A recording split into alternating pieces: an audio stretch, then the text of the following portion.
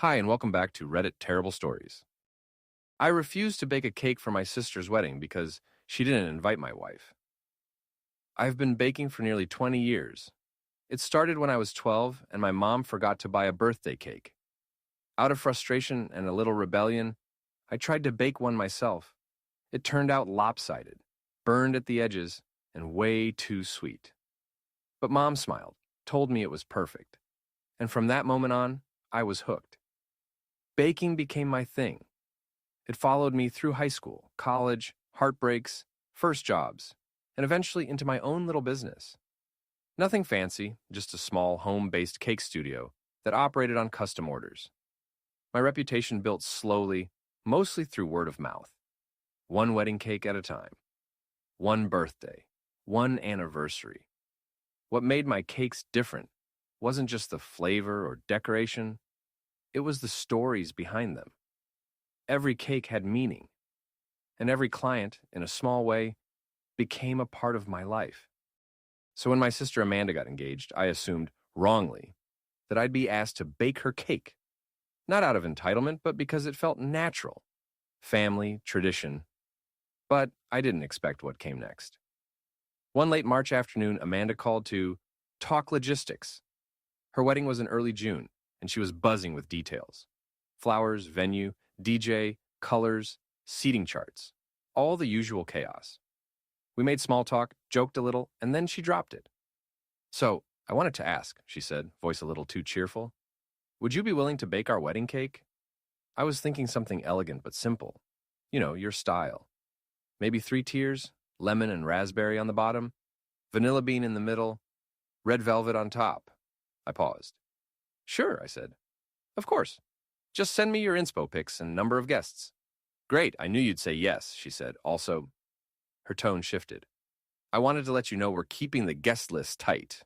"Okay," I said slowly. "Makes sense. And, well, I hope you won't take this the wrong way, but we're not inviting Natalie." Silence. Cold, thick silence. My wife. The woman I had married 3 years ago. The person who had been there for me through the lowest and highest moments of my life. Not invited. To my sister's wedding. I blinked. "What?" Amanda sighed. "Look, it's just complicated. You know how Mom feels about her. And some of my friends. Well, they don't really get along with her." "Amanda," I said, my voice low, "are you seriously telling me you want me to come to your wedding, bake your cake, smile for photos, and leave my wife at home?" "Please don't make this a big deal," she said quickly. "It's my day. I need it to go smoothly." "So excluding my wife is smooth?" "She makes things tense, you know it." I stood up from my desk, pacing. My chest was tight. "You've known her for years. She's never done anything to you. She's distant, judgy, cold. No, she's quiet, observant. Maybe not your bubbly type, but she's never disrespected you." Amanda grew defensive. "I'm not asking you to pick sides. I'm just asking you to respect my choices." "No, Amanda. You're asking me to pick sides. You want me to ignore the woman I love, my family, so you can play pretend for your Instagram perfect wedding. That's not fair. What's not fair is you asking me for a favor after slapping my marriage in the face." She got quiet. "So, you won't do the cake?" I clenched my jaw. My heart thudded in my chest. "No," I said, "I won't." Click. The call ended. Just like that. That night, Natalie sat across from me at the dinner table. She had tears in her eyes but didn't say much. Just reached for my hand. "You didn't have to," she whispered. "Yes, I did," I said. "You're my wife. If they can't accept you, they don't get me either." Amanda didn't talk to me for weeks. My mom texted, long guilt trips masked as concern. "It's just one day. Don't punish your sister." "You're being dramatic." Dramatic. That word stung, as if loyalty was melodrama, as if defending my marriage was petty. June rolled around. I didn't go to the wedding. Natalie and I spent the weekend in a quiet cabin upstate. We unplugged, baked a pie, watched old movies, held each other close. On Monday morning, I woke up to find my inbox full of messages. Some from family, some from people I barely knew. Amanda's cake had collapsed, literally. The baker she hired cheaped out on the structure. The frosting melted under the summer heat. The photos showed a sagging mess of cream and sponge, a sad, wilted ruin next to perfectly arranged peonies. I didn't smile, I didn't laugh. But I won't lie. I felt a strange sense of peace. A confirmation, not revenge, just truth. Amanda didn't speak to me for months. When she finally did, it was short, a voicemail. I wish things were different, she said, but you made your choice. I didn't call back, because she was wrong. I didn't make a choice between her and Natalie. I made a choice between enabling disrespect and drawing a line, between being useful and being valued, between being family by convenience or by principle. And I chose principle. The weeks after the wedding were a strange blend of quiet and noise. Quiet at home, Natalie and I were closer than ever, having crossed a painful boundary together and come out stronger, but noisy online. Somehow, the collapsed cake at Amanda's wedding became a meme in our small town. Photos circulated. Someone made a TikTok. A local baker even posted a video titled, "How Not to Stack a 3-Tier Cake," using Amanda's as the perfect example. I kept my head down, said nothing, never posted, never gloated. But deep down, part of me felt the weight of vindication. Not joy, just proof that no amount of pretty decor or social optics could make up for broken values. I saw Amanda once, unexpectedly, at our cousin's baby shower in mid-July. She was in line for coffee, wearing oversized sunglasses indoors, as if hiding from judgment. I approached cautiously. She saw me, sighed, and mumbled, "Hi." I replied the same. Silence. She wouldn't meet my eyes. We stood like statues while the espresso machine hissed behind us. Finally, she muttered, "You still mad?" I blinked. "I'm not mad," I said. "I'm just done pretending everything's fine when it's not." She tensed. "You embarrassed me. That hit wrong." I tilted my head. "You embarrassed yourself, Amanda. You excluded my wife, your family, from your wedding. And you asked me to help you celebrate that decision. You're lucky all you got was a missing cake." Her mouth tightened. "It wasn't personal." "Then you don't understand what personal means." She looked like she might cry. But instead, she turned and walked away, coffee forgotten. Natalie wasn't at the shower. She wasn't invited, of course. And when I got home, she didn't ask about Amanda. She never pushed. Never forced reconciliation. She just lived honestly, kindly, with quiet strength. That's what made the betrayal sting more. Natalie had always shown up, at birthdays, at hospital visits, at Thanksgivings where she cooked half the meal. Amanda had accepted her help, but never her presence. And now she'd shown her true feelings. My parents called less often after that. My mom tried one last emotional grenade. "You'll regret letting your marriage come between your blood." I replied simply, "Amanda let her ego come between my wife and her brother. That's on her." The message ended the conversation, and maybe a chapter of our lives. In August, Natalie and I went to Rome, a trip we'd saved for since before COVID. We walked cobblestone streets, ate cannoli at sunrise, kissed under ancient arches. I watched her laugh with gelato on her nose, and I knew I'd made the right choice. Not just by refusing the cake, but by standing firm in what matters.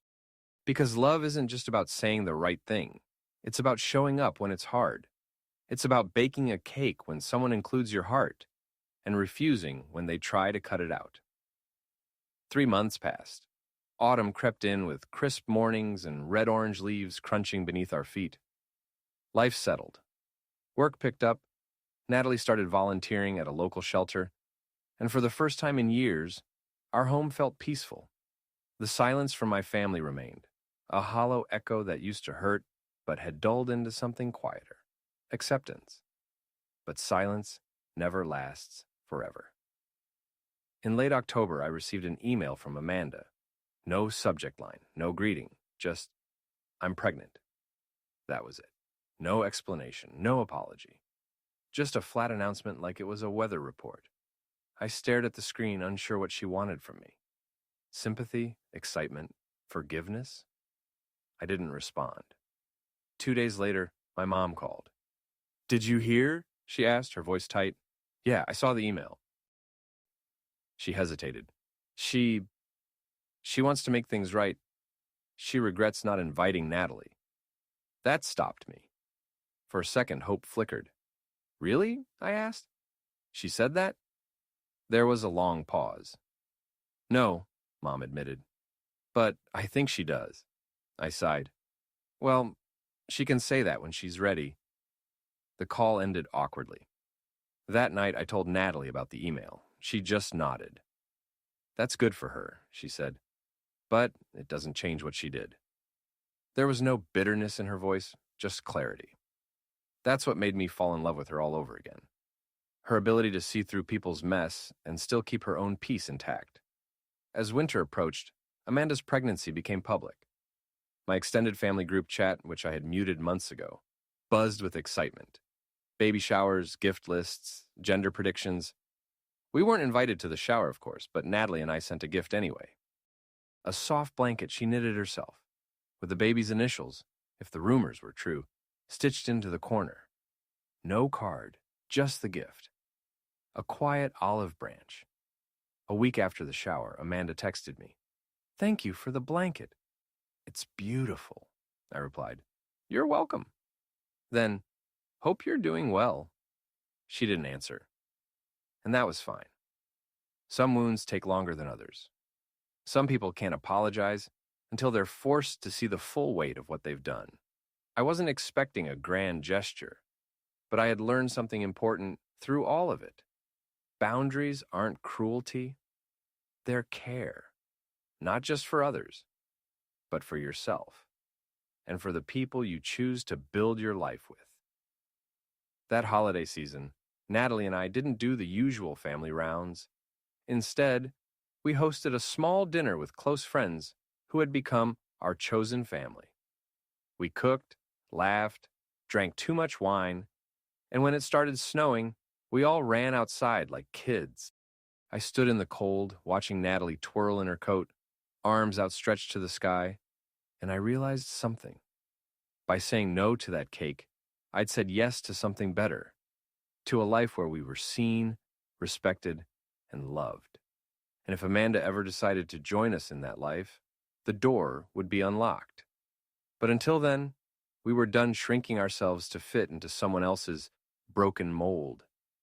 January brought snowstorms and quiet reflection. Natalie and I took long walks through the neighborhood wrapped in scarves and mittens, our breath fogging the air as we talked about nothing and everything. Life had slowed down in the best way. Meanwhile, Amanda's due date loomed closer, and though we hadn't spoken since the blanket text, her presence lingered in the background of my thoughts like a song I couldn't quite forget. Then, in early February, the call came.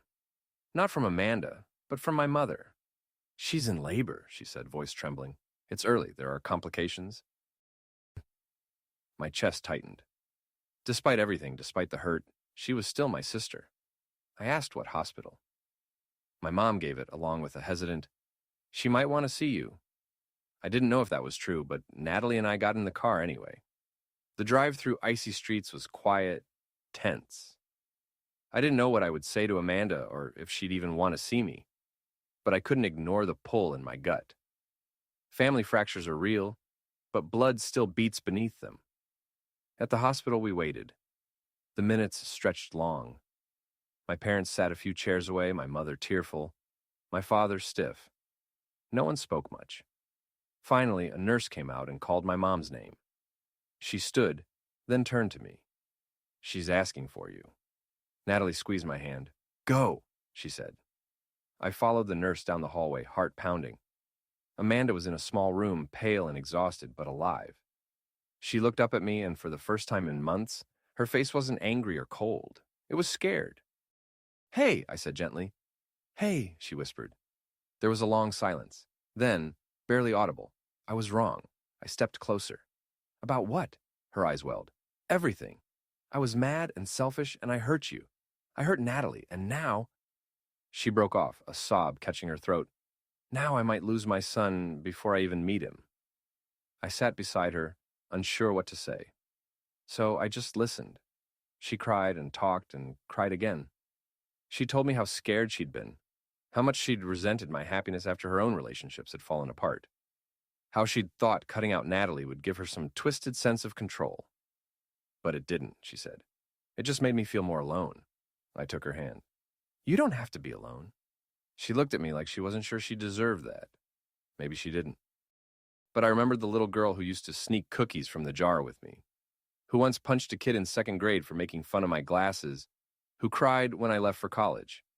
That girl was still somewhere in this tired woman lying in a hospital bed. What can I do? I asked. Her voice shook. Will you stay?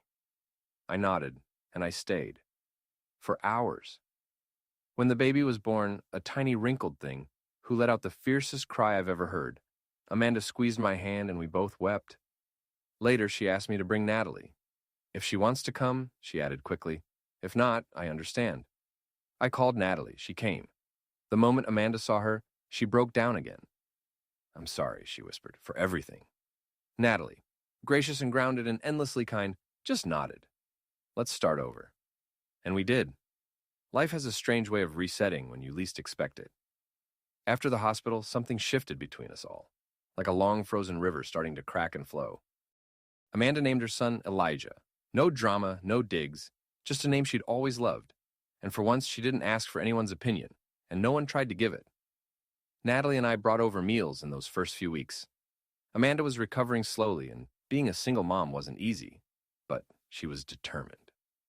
One day, while Natalie was rocking Elijah to sleep in the corner of the living room, Amanda turned to me and said, I want to try again. I raised an eyebrow. Try what again? She sighed. Everything. Family, friendship, and maybe the wedding. I blinked. The wedding? She nodded slowly. I told Marcus everything. About how I handled things, about why I canceled. He still wants to marry me. But this time, I want it to be right. There was a beat. Natalie has to be there. I need her to be there. I stared at her, trying to process. It wasn't that I didn't believe her. It's just that hearing Amanda, of all people, admit fault twice in 1 month felt like seeing a comet crash through my living room ceiling. And the cake? I asked cautiously. She gave a sheepish grin. If you'll still make it. That night, I told Natalie everything, and she didn't hesitate. If she's really changed, I'll support her, but I need to see it, not just hear it. Fair. So we waited, and Amanda showed up. She came to our house for dinner. She brought Elijah. She asked about Natalie's work. She offered to babysit. Bit by bit, the wall came down. By the time spring bloomed again, we were talking about flavors and tiers and toppers, and I was sketching out designs for a new cake. Not the one she originally demanded, but something entirely hers. The wedding date was set for June. It wasn't extravagant, just a modest backyard affair with string lights and folding chairs and wildflowers in glass jars, but it was beautiful. Natalie stood beside me as Amanda walked down the aisle, and I saw real joy on her face.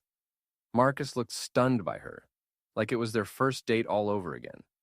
During the vows, Amanda spoke from the heart about growth and mistakes and second chances. After the kiss, the applause, and the awkward dancing, Amanda found me near the cake table. Thank you, she said, for everything. For coming to the hospital, for forgiving me, for this. She gestured at the towering chocolate and raspberry cake with hand-piped flowers and a little sugar Elijah on top, holding a sign that said, Mom said yes. I smiled. You've come a long way, she laughed. So have you, and so has Natalie. You two are solid. I nodded. We had to be. She looked down for a second, then back at me. I know I don't deserve it, but I hope I can earn it. Your trust, hers, maybe even a place in Elijah's life that includes you both. I patted her shoulder. You already have. The months after the wedding felt surreal, like the kind of peace that follows a storm you thought would never end. Amanda kept showing up, not in grand gestures, but in the consistent kind of way that matters. She'd drop by with Elijah just to say hi, invite Natalie out for coffee, ask for advice instead of issuing commands. Slowly, the past began to shrink behind us. Natalie, ever the cautious one, warmed up over time. She didn't forget, but she forgave, in the way that allowed something new to grow. The three of us, well, four, counting Elijah, started forming something that resembled family. On Saturdays, Amanda would bring pastries, and we'd all have brunch in our tiny kitchen, sunlight spilling across the table as Elijah giggled in his high chair. It was domestic and chaotic and healing. One morning, Amanda asked, "Do you think you'll ever want kids?" The question came out of nowhere, and I blinked at her over my mug. Natalie glanced at me, a slight smile on her lips. "We've talked about it," I said slowly. "Why?" Amanda shrugged, bouncing Elijah on her lap. "Because you two would be amazing parents, and I guess I just want this to last. I don't want to be the only bridge between our families." Natalie reached over and took my hand under the table. "We're getting there," she said. "It takes time, but yeah, we want that." Amanda smiled.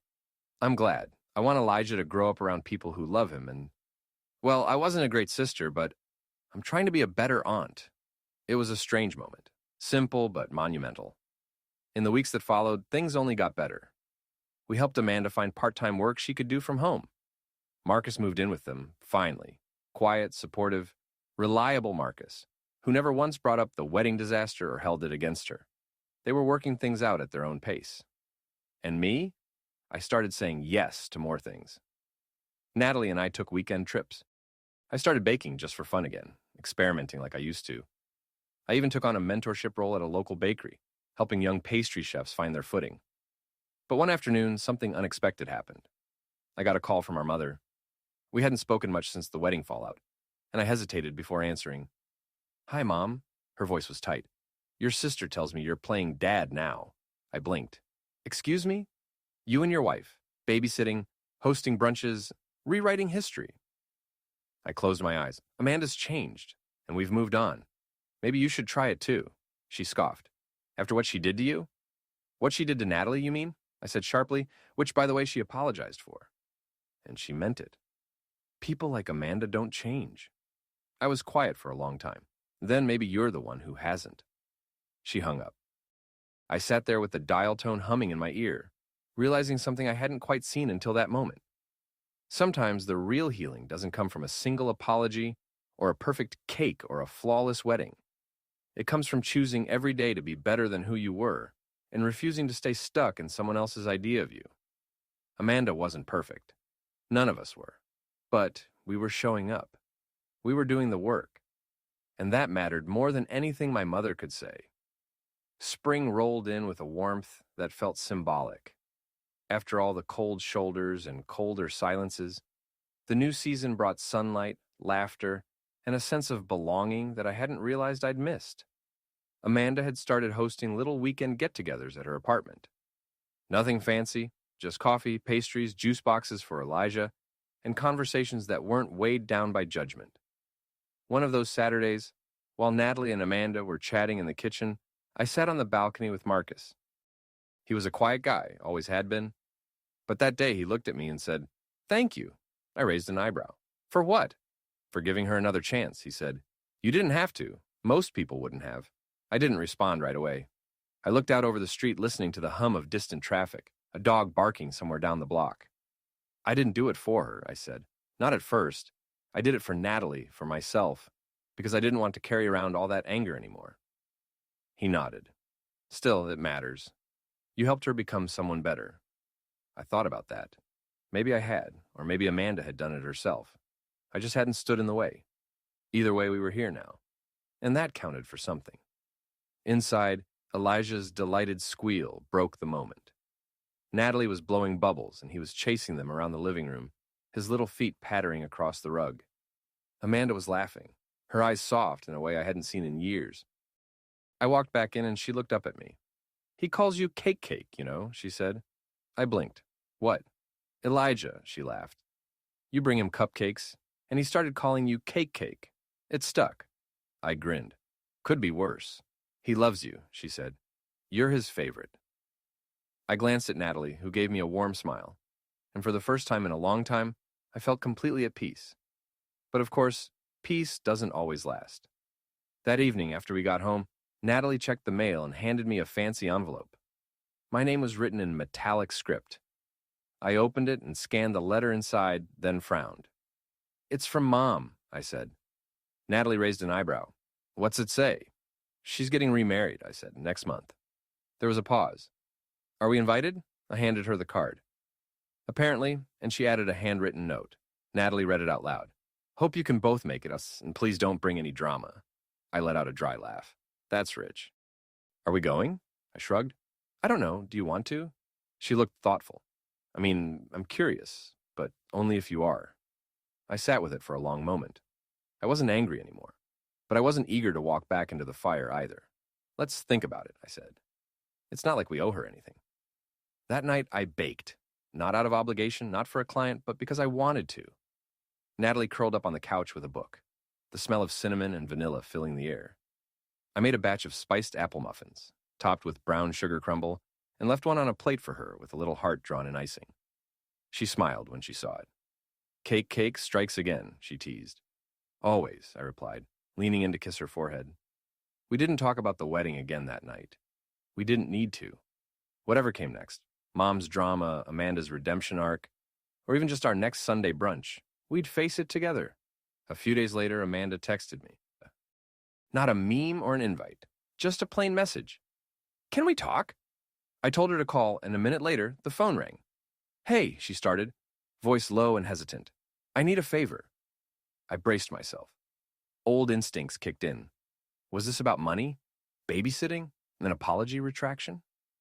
Okay, I said cautiously. What kind of favor? I want to do a small vow renewal with Marcus, she said. That was unexpected. You're already married. I know, she said quickly. But things were so messy the first time. We eloped because no one was talking to each other. It didn't feel real. And now that we're on better terms, I want to do it right, with family, with you there, with Natalie. I blinked. You want Natalie there? Of course, she said. I want her there more than anyone. It was quiet for a second. Then she added, I was hoping you could make the cake. Only if you want to. A year ago, I would have laughed. Maybe even hung up. But now, I thought about the way Elijah had called me cake. I thought about Amanda slowly learning how to be human again. And I thought about Natalie, who'd never once told me what to do, only held me steady as I made my own choices. I'll do it, I said. Amanda exhaled like she'd been holding her breath for a week. Thank you, seriously. Send me the details, I said, and Amanda? Yeah, thanks for asking Natalie. She's part of the family, she replied. Took me too long to see that. The vow renewal was set for a park near Marcus's parents' house. Casual, outdoor, lots of picnic tables and fairy lights. Amanda said she wanted it to feel like a celebration, not a show. I started designing the cake a few days later. It wasn't going to be massive, 3 tiers at most, but it had to be special. I thought about flavors they'd both like and eventually settled on lemon with raspberry compote. Bright, sweet, honest. The day of the renewal came fast. Natalie helped me carry the cake into the park, the two of us dodging kids and dogs and a rogue sprinkler that nearly took me out. Marcus greeted us with a big smile and an even bigger hug. You came, he said. You actually came. Wouldn't miss it, I told him. Amanda was wearing a light blue dress, nothing fancy, but she looked genuinely happy. Not like the tense, brittle sister I remembered from before. She saw us and beamed. Natalie, she said, pulling her into a hug. Thank you for coming. Natalie smiled warmly. I wouldn't have missed it. I set up the cake on a decorated table, arranging flowers around the base and brushing away a speck of powdered sugar with surgical precision. Amanda stood next to me, quiet for a moment. You've always been good at this, she said, and I mean it. I was just too stubborn to admit it. You're good at things too, I said, like, eventually learning how not to be a jerk. She laughed, elbowing me lightly. Fair. The ceremony was short and sweet. Marcus read a few lines, Amanda read a few more, and they kissed, while Elijah clapped like he was watching fireworks. Afterward, everyone swarmed at the cake table. Compliments came fast, even from relatives I hadn't spoken to in years. But the one that meant the most came from Amanda. This is the best cake I've ever had, she said, licking a smear of raspberry from her finger. No lie. Natalie leaned into me as we watched the sun dip low behind the trees. I'm proud of you, she whispered. For baking it. For everything. And in that moment, surrounded by laughter, love, and the scent of lemon zest and sugar, I realized something. I didn't bake that cake in spite of the past. I baked it because of it. Because healing wasn't about forgetting, it was about choosing something better and doing it again and again, one layer at a time. After the vow renewal, things didn't snap into perfect alignment. Amanda didn't suddenly transform into the world's most emotionally evolved sister. But something had shifted. There was warmth now. Not every day, not in every conversation, but in ways that counted. She invited us over for brunch a few weeks later. Natalie and I showed up with bagels and fresh fruit, and Amanda had made quiches from scratch. Elijah ran up and down the hallway wearing a cape that trailed dangerously close to my coffee mug, and Marcus just laughed and kept him from wiping out. At one point, Amanda pulled me aside. "Can I ask you something?" she said, her tone cautious. "Sure," I replied. "What would you think about going in on a small bakery?" I blinked. "What?" "Not tomorrow, not even this year, but someday. You bake, I manage. I've been thinking about it since the wedding." I stared at her. Amanda, the same Amanda who once called my baking a cute hobby, was now talking about partnering on a business? "Is this a prank?" I asked. "If so, it's extremely elaborate." But she rolled her eyes. "No prank, just a seed. Think about it." I didn't say yes, but I didn't say no either. That night, Natalie and I walked home slowly, taking the long way through the park. "You think it's a good idea?" I asked. "The bakery?" Natalie considered it. "It's a maybe. She's changed a lot, but business is different from brunch." "You're right," I said, and still, it's wild she even brought it up. "Not really," she said. "You earned her respect. That matters." A few months passed. The vow renewal became a family touchstone. The day Amanda started showing up in the group chat again. The day Marcus became the cousin everyone liked. The day Elijah smeared frosting on his aunt's white dress, and nobody cared. My parents even reached out to Natalie. They sent a card for her birthday. Late, yes, and a little stiff. But it had both their signatures. Progress. One Sunday morning, I was frosting a cake in our kitchen when Natalie came in holding her phone. "Guess who just got a new job?" she said. "You?" I asked. "Amanda," she said, waving her screen. "Regional manager at a big catering firm. She texted me first." I smiled. "That's great." "She wants to hire you as a dessert consultant for weddings." I laughed out loud. Of course she does." "You going to take it?" "Maybe," I said, and it feels kind of full circle. Later that day, Amanda called me herself. "Hey," she said, "remember that bakery idea? You're not letting this go, huh?" "Nope," she said, "because I think it's actually a good one, and I think you'd be stupid not to consider it." "Wow," I said, "your pitch skills are amazing." "Shut up," she laughed. "Seriously, I want to make something good with you. No drama, just good food and better family." There was a beat of silence, then I said, "I'll think about it. But only if you promise to never again say my Ganich tastes weirdly earnest." She groaned. It was weirdly earnest. "Amanda, fine, I take it back." That night, Natalie and I sat on the couch, sharing the last slice of test cake. "If you open a bakery with her," she said, "you're going to need a name." I looked at the cake. Lemon layers, raspberry swirl, light frosting, no bitterness. "Second slice," I said. "What?" "The name. For the bakery. Second slice." Natalie nodded slowly. "I love that." And I realized I did too, because sometimes the second slice is better than the first. Sweeter, softer, and maybe, just maybe, exactly what you needed all along. 6 months later, we signed the lease. A small shop on a quiet corner, a 15-minute walk from my apartment, with big windows that let in all the morning light. It used to be a florist's place, the faint scent of old petals still clinging to the baseboards. Amanda stood in the middle of the empty floor with her arms crossed, her eyes scanning the space like she already saw everything done. Tables, ovens, the chalkboard menu. "We'll keep the front open," she said. "Big counter, fresh bakes in view, nothing hidden." "Open kitchen?" I asked. "You want people to see the chaos." "They'll love it," she said. "Authenticity sells." We painted together. Not well. We got more paint on ourselves than the walls, and at one point Amanda knocked over a whole bucket, splattering white across the floor like icing gone wild. She laughed so hard she cried. I took a picture. "Don't post that," she warned. "Too late," I said. Instagram story, immortalized. Natalie helped pick out the color palette muted earth tones with pops of warmth, and she came by after work most days, bringing snacks, helping clean up, sometimes just sitting and reading while we argued about signage. It felt natural, whole. Even when our parents visited one weekend and awkwardly hovered around the construction zone, something had softened between all of us.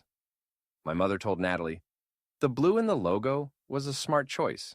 That was the closest she'd come to a compliment in years. When we finally opened Second Slice, the first customer was Marcus, dragging Elijah by the hand. Don't eat too many, he told the boy. Save room for dinner. I want 5, Elijah shouted. Amanda handed him a cookie the size of his face. This one's on the house. Don't tell your dad. The bakery took off slowly. Then, all at once, word spread. People lined up. We made mistakes, overbaked scones, misprinted menus, but we adapted. We learned. Amanda was ruthless with suppliers and charming with customers. I stayed up late perfecting cinnamon rolls and croissants. We hired a part-timer, then 2. We added gluten-free days and vegan options. It became something real. Something good. A year in, Amanda and I were standing outside after closing, the street quiet, our aprons stained and shoulders aching. She turned to me. You know, I think we did okay. Not bad for a couple of stubborn idiots, I said. You think people remember the wedding fight? She asked. I smiled. Only us. And maybe Reddit. She laughed, a sound that didn't carry bitterness anymore. Well, if they ever ask you again whether you were the asshole, I'll say no, I replied. I'll say I stood up for my wife, and it led me here. To a life of early mornings and burnt fingertips. To family that finally feels like family. Amanda looked at the lit-up sign. Second Slice, she said. Kind of perfect. Kind of. She nudged me with her elbow. So what's next? More cookies. More stories, maybe. I paused. Maybe a second location? Amanda grinned. You're dreaming now. Maybe, I said, but stranger things have happened. We stood there a while longer, letting the warm light from the windows spill onto the sidewalk, letting ourselves be still. The past had hurt. The wounds had been real. But here we were, flower-dusted, imperfect, together. And maybe, just maybe, that was enough.